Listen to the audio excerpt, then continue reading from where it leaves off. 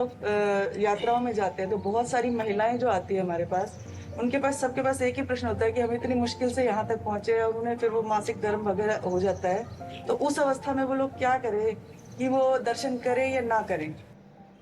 दर्शन करने का सौभाग्य तो नहीं छोड़ना चाहिए, क्योंकि मासिक धर्म एक शरीर की प्रक्रिया है जो प्रत्येक माताओं बहनों के शरीर में स्वाभाविक आती है, महीने में एक बार आती है।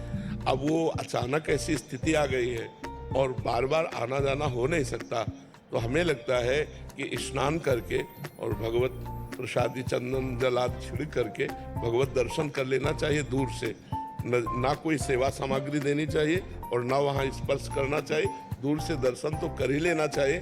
पता नहीं जिंदगी में दोबारा आना हो कि ना आना हो। और ये मासिक धर्म कोई ऐसा नहीं कि बहुत निंदनीय बात हो, बहुत वंदनीय बात है। माताओं ने देवराज इंद्र की ब्रह्म हत्या को अपने ऊपर लिया है। ये अपराधी नहीं है कि मासिक धर्म निंदनीय, ऐसे नहीं है। इसका रहस्य समझिए।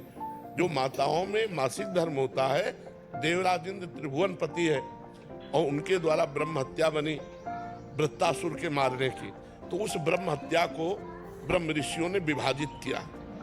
पहली नदी को दिया जो फेन बुदबुदा के रूप में ऊपर होता है, दूसरा वृक्षों को दिया जो गोंद के रूप में होता है, तीसरा भूमि को दिया जो ऊषर भूमि के रूप में होता है, चौथा माताओं बहनों को दिया जो मासिक धर्म के रूप में होता है। तो ये इनकी वंदना है कि इन्होंने त्रिभुवन पति ब्रह्म ऋषियों की हत्या को इन्होंने अपने ऊपर लिया, इन्होंने थोड़ा अपराध किया है। अब उस से लाभ से वंचित कर दिया जाए इनको, तो ऐसा नहीं, ऐसा नहीं। वो स्नान आदि करके पवित्र होकर दर्शन कर ले तो सौभाग्य, क्योंकि बार बार तो जाना नहीं है।